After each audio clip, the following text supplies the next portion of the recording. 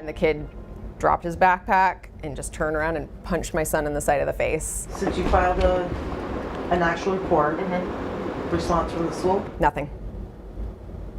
Not a thing. Are kids safe at school? A KREM 2 investigation has been looking into that very question as the Spokane School District is investigated for concerns over not reporting crimes on campus. KREM 2 spoke with a mom who says that her son was harassed and assaulted at a local high school, and she feels the school did not do enough to help. The mom did call police and filed a report. Well, good morning and thank you so much for joining us here on Up with KREM. I'm Channing Curtis. Now, we reached out to the Spokane School District for comment, but they have declined, citing the ongoing FBI investigation. The district says once this investigation is over, it will respond to interview requests. Now, the district was originally going to speak to media Thursday, but canceled. Now, we did receive a letter from the district that details some of its security protocols. The district wrote, community members also voiced concerns about SPS having one of the highest suspension rates and arrest rates in the state, over 800 arrests per year. Several groups expressed their intent to file a civil lawsuit against the district if the cases weren't adequately identified and addressed. Now, the district goes on to say in that letter that it spent 5 years working with community groups and studying before adopting a new security and disciplinary model in 2020. That note says the model is having a positive impact. Total district-wide exclusions, that's suspensions and expulsions, have fallen from more than 4,000 in the 2015-16 school year to under 2,000 this school year. Now, you can read more on this story and the letter from the district to the media on our website, krem.com. Now, KREM 2 was also able to obtain new reports of assaults and threats that were made in the Spokane Public School District that went unreported by staff members. So this morning, Nicole Hernandez is live at the district office breaking down what's in these new police documents. Good morning, Nicole. I know you've been looking at these documents all morning long. What can you tell us? Yes, so this stack of documents here is full of examples of Spokane Public Schools staff not reporting threats or assaults on campus. And this is happening across campuses through the entire district. So this entire report outlines more than 30 different examples of staff members or teachers being hesitant to report anything to police before checking in with the SPS's Director of Safety. One Ferris High School PE teacher wanted to press charges against the student making death threats, but couldn't reach the Director of Safety for 6 days. When officers eventually took the PE teacher's report, the document says she, quote, expressed her deep concern for the safety of the school, staff, and students and started to sob. There's many examples of similar stories here in these documents. When someone punched a 15-year-old Lewis and Clark High School student and knocked him down the stairs, SPS called his parents instead of police. The documents say a Sacred Heart staff member called police after the 15-year-old came in with injuries so bad that he needed surgery. Hospital staff also contacted police after a 14-year-old girl came in with serious signs of sexual assault. Of course, we have more questions for the Spokane Public School District after seeing these documents. They say, though, that they will not be answering any questions to the media as this FBI investigation is ongoing. In Spokane, Nicole Hernandez, KREM 2 News. Weather-wise, chilly out there this morning as it was yesterday. In fact, our forecast today is going to replicate a lot like it was on Thursday, where we start out cold, but we should finish fairly mild overall. Those temperatures just now starting to climb. In fact, it's already 33 degrees in Deer Park. That's up 8 degrees in the last hour. That is a significant increase, and we can thank some of that sunshine for that. It's 31 in Spokane. It says mostly cloudy, but that's really mostly just high-level clouds. There still is plenty of sunshine out there. You see some clouds drifting in from the west towards the east, so we will finish the day a bit more partly cloudy, mostly cloudy compared to what we have this morning, but otherwise we should be good to go heading out the door, just a little bit on the cool side. Our temperatures will top out in the mid-50s today, stay in the 50s for the weekend, but we're tracking a couple very windy days, including Saturday and then again on Monday. More on that, plus those rain chances in just a few minutes. It's time now for your morning rush. More news in less time. Defense lawyers are requesting charge dismissal for the Post Falls gas station shooter. Tyson Sturkle is charged with 12 felonies for this shooting. Now, his defense attorney wants to see 5 of those charges dropped, including robbery and stealing a vehicle. A judge will ultimately decide if these charges are dismissed this month. The actual trial is set for June 13th.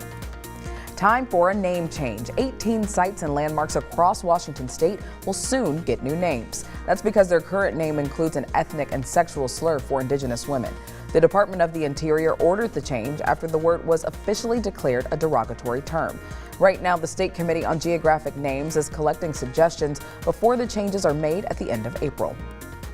Amazon workers in Alabama and New York are waiting to see if they will be able to unionize.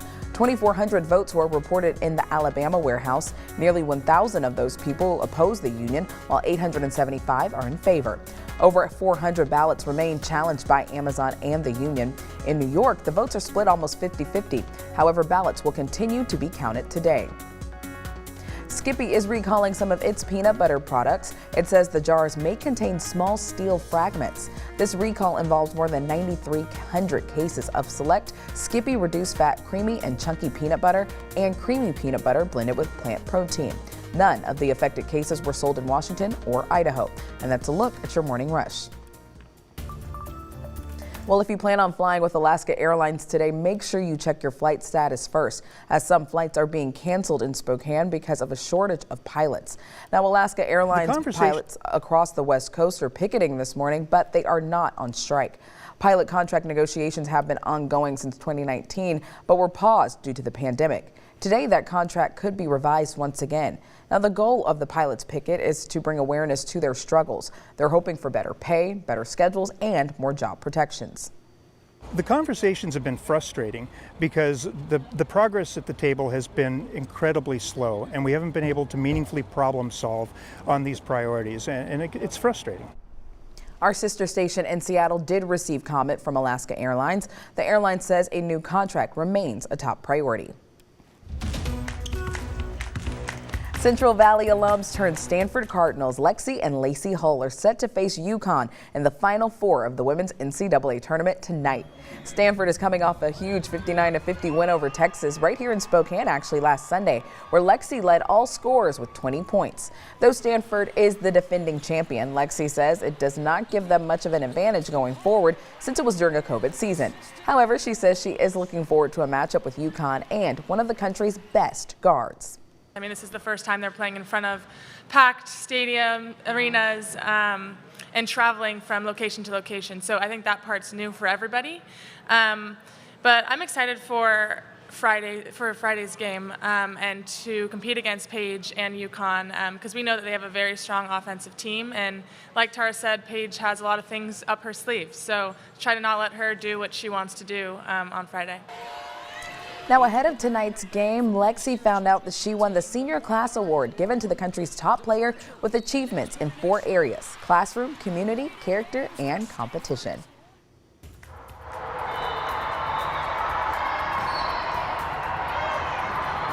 I'm here at the podium where at least 16 different volleyball games are taking place. Everyone here definitely had their morning coffee because the energy here is electrifying. I will tell you more after the break as to what will be taking place today.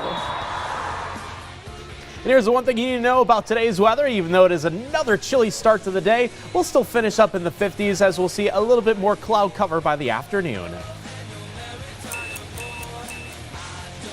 Time for your wake-up call on this Friday morning. It is April Fool's Day, which means a lot of pranks and a lot of jokes will be happening today. So this morning we want to know, what's a good joke or a good prank that maybe you've played on someone? We've been asking for these recommendations all day long, and I'm sorry, but one of my favorite ones is the one with the donuts. So this viewer wrote in the 6th grade, my sister and I made prank donuts. So basically, just donuts made with salt instead of sugar.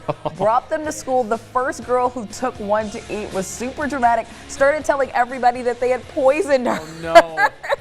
Is that like your taste buds are ready for the sugar, yes, and instead it just gets salt? Exactly. Thomas, it's like we were saying, it's kind of like when you bite into what you think is a chocolate chip cookie and it's oatmeal raisin.